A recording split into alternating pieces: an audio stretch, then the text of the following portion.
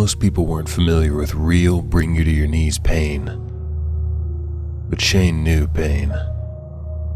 Hell, he'd known pain like a cruel, self-involved lover, always quick to afflict. But Shane had dropped the rotten habits that attracted pain and sent the bitch packing. And he'd never have gone back to her. Never. Until somebody picked up the box that contained his universe and shook it like a strung-out mother shakes her crying infant. And that's when Payne and he scheduled a lover's reunion. But when he got home, he found Payne had resurfaced. He tripped and nearly face-planted on the wood floor.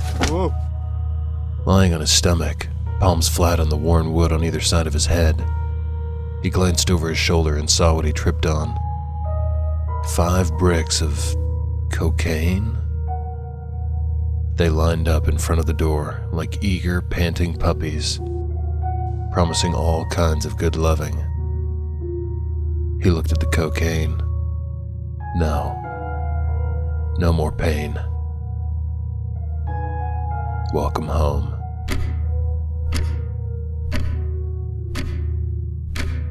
On any other day, he'd been wildly concerned as to why $100,000 worth of coke was in his living room.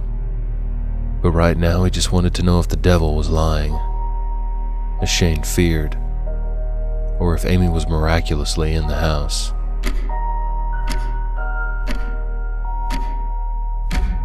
Shane pushed off the floor and to his feet. Amy! Their bedroom. Checked the bathroom.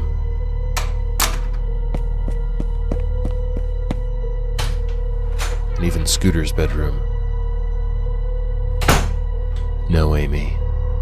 Sighing, he walked back down the hallway, pausing to stupidly check the linen closet. She was small, all right, but not Munchkin small. No Amy. Shane turned around.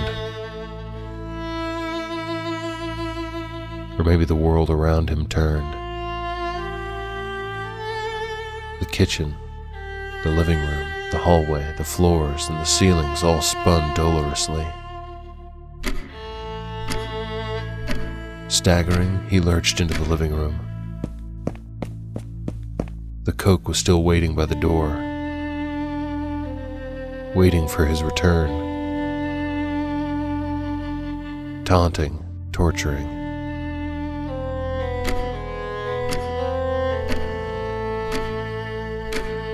She was gone. He was dead. Unthinkable.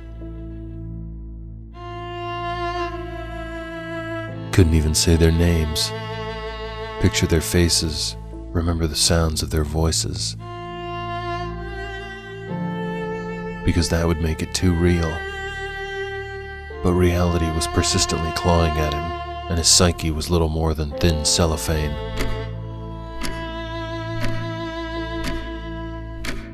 Whirring sounds swarmed in his head. You're the only one that's noticed. Restroom incident at the bowl.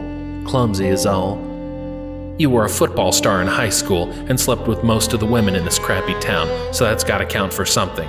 I sure wish I could be normal, just like you. Don't let the neighbors see brassy and sassy. I'm in love with your fiancé. Vaguely he understood it was just the droning of the world. Disconnected. He looked at the cocaine. Payne had left him a welcome home gift. What a fucking cunt she was. One snort and he could be riding the high, feeling good. For the first time in 2 days. Just this once. Pain be gone.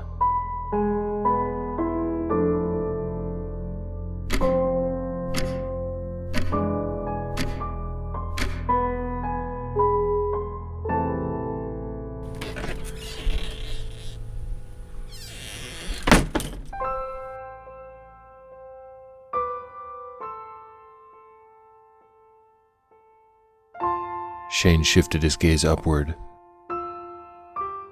finding Amy standing in the threshold. A blank expression, her face scrunched with apprehension and question, as if she hadn't recognized him.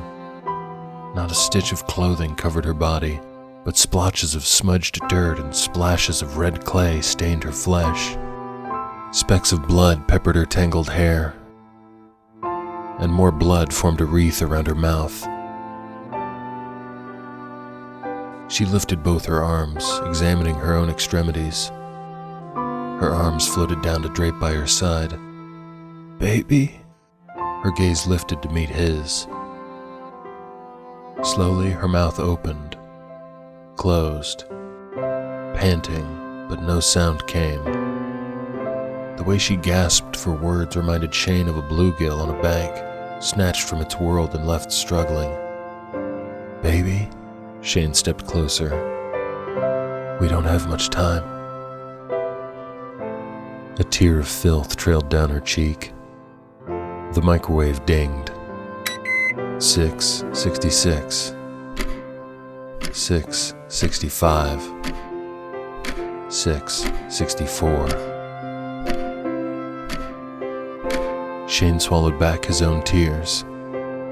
Was she even real? Or was she a figment manifested by his desperation? No longer did he know what to do or say or believe. So he just stood there, mere feet from his Amy, like a fucking dumbass, waiting for something, anything, nothing. Absently, she stepped over the cocaine, toward him. Another step, and another. A steady flow of dirty tears now streamed down her face, masking her beautiful visage with grim war paint. Shane rushed to her. As he took her into his arms, she collapsed to her knees, pulling Shane down with her. They faced each other, both on their knees, each holding the other's face, both crying. It was real. She was real. She was alive. He kissed her bloody, dirty face, feathering kisses on her closed lids, down the bridge of her nose, pressing the side of her face to his chest, right over his heart, his rapidly beating heart. He never wanted to let her go again. They could run away and hide. But go where? Nowhere existed that Satan couldn't find them. Tick, tock. She felt so good in his arms, so small and fragile. "Something's after me." Amy lifted her head from his chest. "You gotta believe me." Shane held her face in his trembling hands. I do believe you." "You do?" "Something evil is happening to us. To Scooter, too." "I'm scared, Shane. Someone is inside of me, taking over. It's one of the beasts. She's inside of me. Somehow, I can see her, feel her, hear her. I don't want to go back to the White Room." "Nobody is going to send you to a White Room, much less me." Wrapping a hand around the back of her grungy head, he pulled her against his chest, the side of her face pressed against his sweaty tee. "It's all right, baby. Whispering songs we sing. It's all right. Telling me you are still there." We're gonna beat this, whatever it is." Strands of her hair felt sticky and wet. Something spiny had caught between his fingers. Shane lifted his hand, staring. A tiny bone fragment was lodged between his index and middle finger. Try as he might, he couldn't restrain himself from physically recoiling and grimacing. Shane clambered to his feet, What's wrong? His trembling hands groped at the breakfast bar, clumsily depositing the bone chip onto a stained saucer. What had she done? Climbing to her feet, she raced into the kitchen. I know what needs to be done, and there's not much time to do it. Whatever it takes, baby. Whatever you need. Amy turned. A butcher knife gleamed in her tiny hands. I can't do it. You'll have to.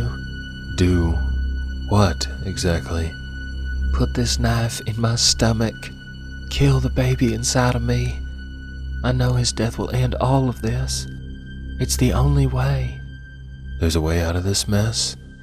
It didn't have to end in 66 minutes and 6 seconds? Life could go back to normal. He'd quit his job on the oil rig. Maybe Greg could use some help at the auto shop. Wouldn't be much money, but it didn't matter. Not so long as he had Amy. All he had to do was help her kill their baby? Jesus, he was actually considering it. He took the knife from her, gripping the handle, turning it in his hands, inspecting the weapon that would end the life of their unborn baby. One thrust into her belly, and this could all be over. While a stab to the gut would kill their baby, it might also kill her. Amy covered his hand with hers, the hand which gripped the knife. She moved the tip against her lower belly. It's okay. We'll do it together. Shane opened his hand, dropping the knife, as if the shiny silver metal was laced with a tactile poison. I can't. The freaky gemstone embedded in her chest emitted a bright, shimmering glow, and it visibly pulsed. Amy looked to the ceiling. He took her face in his hands, forcing her to look at him. What is it? What the hell are we gonna do? Shane kissed her forehead. Tick-tock. Can't hide. Can't run. An overwhelming sense of doom. What would happen when their time was up? He couldn't help thinking this was the last time he was going to see Amy alive. Make love to me.